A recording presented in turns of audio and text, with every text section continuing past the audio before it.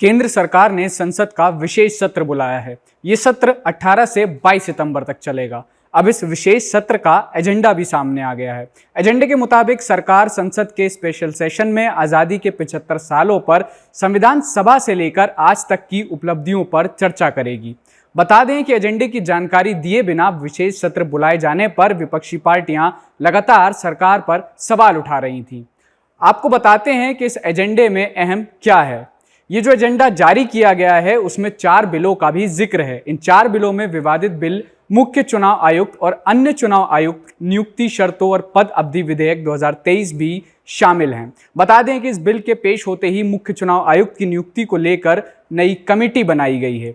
इसके अलावा advocate amendment bill, press and registration of periodical bill 2023, post office bill भी शामिल है। इससे पहले 31 अगस्त को संसदीय कार्य मंत्री प्रहलाद जोशी ने ट्वीट कर जानकारी दी थी और बताया था संसद का विशेष सत्र आगामी 18 से 22 सितंबर के दौरान होगा, जिसमें 5 बैठकें होंगी। हालांकि उन्होंने तब ये नहीं बताया था कि विशेष सत्र क्यों बुलाया जा रहा है, लेकिन अब इस विशेष सत्र का एजेंडा साफ हो गया है।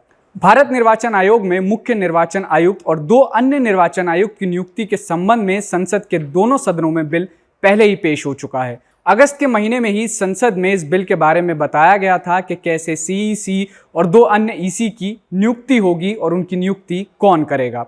नए बिल के मुताबिक एक सर्च कमेटी का गठन किया जाएगा। इसकी अध्यक्षता कैबिनेट सचिव करेगा। साथ ही इसमें 2 अन्य सदस्य भी शामिल होंगे जो सचिव रैंक के नीचे नहीं होंगे। इन्हें चुनाव से संबंधित ज्ञान और अनुभव होना जरूरी है। ये कमेटी 5 लोगों का एक पैनल बनाएगी जो निर्वाचन आयुक्त बनने के लिए योग्य होंगे। बिल के मुताबिक इन 5 लोगों के पैनल को सिलेक्शन कमेटी के पास भेजा जाएगा। इस कमेटी में प्रधानमंत्री, लोकसभा में विपक्ष के नेता और एक केंद्रीय मंत्री शामिल होंगे। कमेटी में शामिल केंद्रीय मंत्री को प्रधानमंत्री नामित करेंगे। ये कमेटी चुनाव आयोग के 3 महत्वपूर्ण पदों पर नियुक्ति करेगी। अब विवाद इस बात पर है कि अब तक इस कमेटी में देश के चीफ जस्टिस भी शामिल होते थे, लेकिन नए बिल के पास होने के बाद कमेटी में चीफ जस्टिस ऑफ इंडिया नहीं होंगे।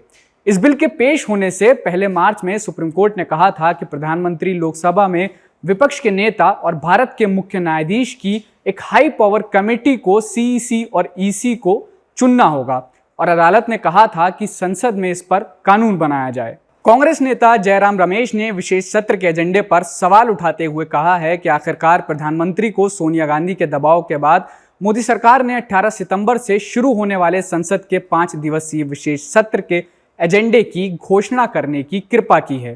फिलहाल जो एजेंडा प्रकाशित किया गया है उसमें कुछ भी नहीं है। इन सब के लिए नवंबर में शीतकालीन सत्र का इंतजार किया जा सकता था। मुझे यकीन है कि विधायी हथगोले हमेशा की तरह आखिरी क्षण में फूटने के लिए तैयार हैं। पर्दे के पीछे कुछ और है। इसके बावजूद INDIA की पार्टियां घातक सीईसी विधेयक का डटकर विरोध करेंगी।